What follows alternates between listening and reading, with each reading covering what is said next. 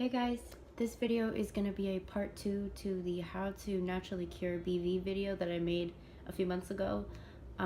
If you haven't watched that video, I would say go back and watch that one first and then watch this one, because that one I explain like the actual treatment and the symptoms and everything. I go into detail in that video, so check that out first if you haven't, and then come back and watch this one. So this video is going to be focused on a lot of the questions that I've had in the comments. I've had people message me, email me, and I'm seeing a lot of the similar questions, so I figure I'll just address all of them.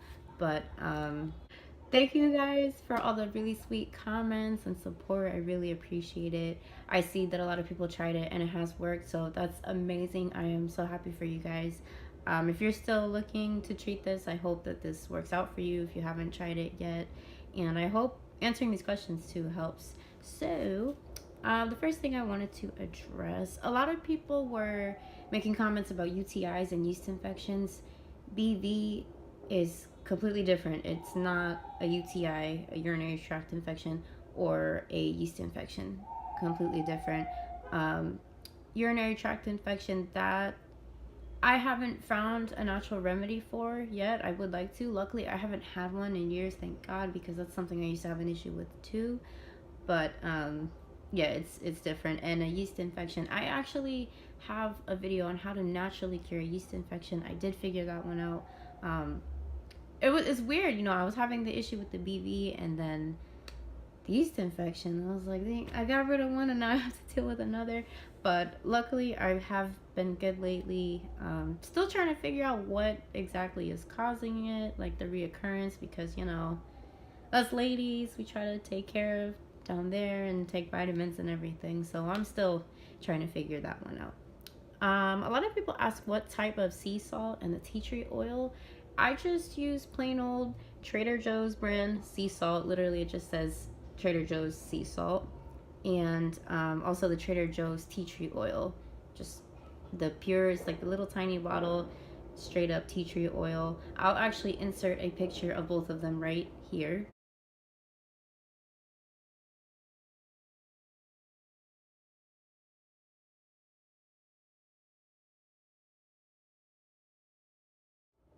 Yeah, so those you can find at Trader Joe's. They're super inexpensive and they worked. That was all I really used, so I don't really know any different, but for me that worked. Honestly, I don't think the brand matters. As long as you have just plain old sea salt and tea tree oil, I think you'll be fine.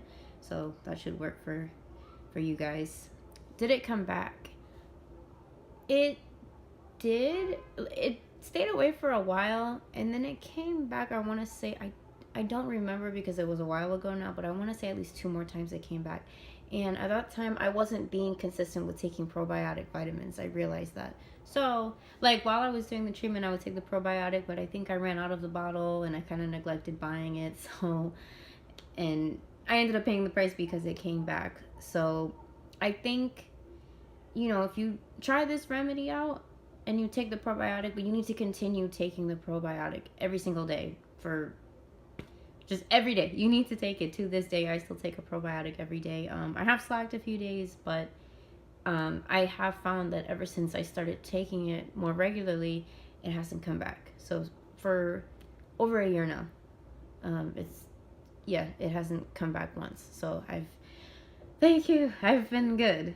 So when someone asks when to shower, so obviously when you do this treatment, the sea salt kind of leaves a residue. Even if, I mean, you do use a decent amount, but it does leave a little bit of a residue. So what I would do the treatment and then I would shower after. It's okay. I never really thought about it to shower before, only because it just seems to make more sense to shower after. I always showered after, and sometimes too, it didn't even need to be a full shower. I basically would just rinse my bottom half, make sure, you know, there's no residue left. But if anything, I would definitely do it after. What are the symptoms? So, as I'm sure a lot of you guys have noticed, probably why you looked up these types of videos for natural remedies, the biggest symptom of BV is the smell. It is, oh my God, it's awful. I knew every time I just caught like a little whiff of it, I'm like, oh no, it's back. And it's, yeah, it's the worst. I don't really know how to describe it. I kind of don't, because I don't want to use the wrong wording for it. It's just, it's really strong. It's very, very strong. It doesn't smell natural. You know, we all have like a normal fragrance down there, if you want to say it like that, and it just doesn't smell like you. So that's, to me, that's the biggest symptom. Someone else also asked about Discharge, you know, the color, the texture of it. For me, there definitely was a little bit more than normal, but it wasn't anything crazy. It wasn't, you know, like for a yeast infection, it's very yellow and it's very clumpy. It wasn't like that for this. I will say it was a little bit on the yellow side and a little bit thicker than normal, but everybody's different. I've heard people have different symptoms, like different intensities in their symptoms. So for me, it was mainly the smell, a little bit of discharge, but nothing crazy. But once I completed the treatment and I kept taking the probiotic, everything went away, all the symptoms. What are you honking? somebody outside is honking very consistently. I don't know. I almost want to look and see what the problem is. I can't really see, but sorry, excuse that. I just remembered too. So a lot of people are asking me, what kind of probiotic do I take? This is just regular old generic Equate brand from Walmart. Yeah, just, I literally go for the cheapest thing. This is probiotic on it. These are the gummies because I'm childish. I have talked to my doctor before, you know, because for all my vitamins, I like to take the gummies, like a multivitamin, anything. I prefer the gummies. They just taste good. Like, who wants to take a pill? But they said it's fine. I mean, yeah, there's a little bit of sugar, obviously, but for me, that's not a huge deal. So, yeah. I also had another question. Someone asked, is it okay to use tap water? I think they're double checking what kind of water you're supposed to use.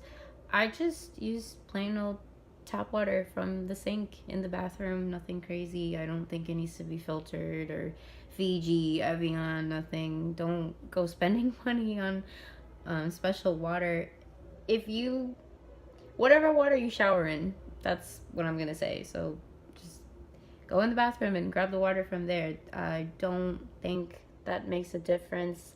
If you have tried this and you're kind of having trouble with it, or it's not working for you and you wanna like maybe try filtered water, I mean, I don't see a problem with it. I just think, for me, in my experience, the type of water didn't matter.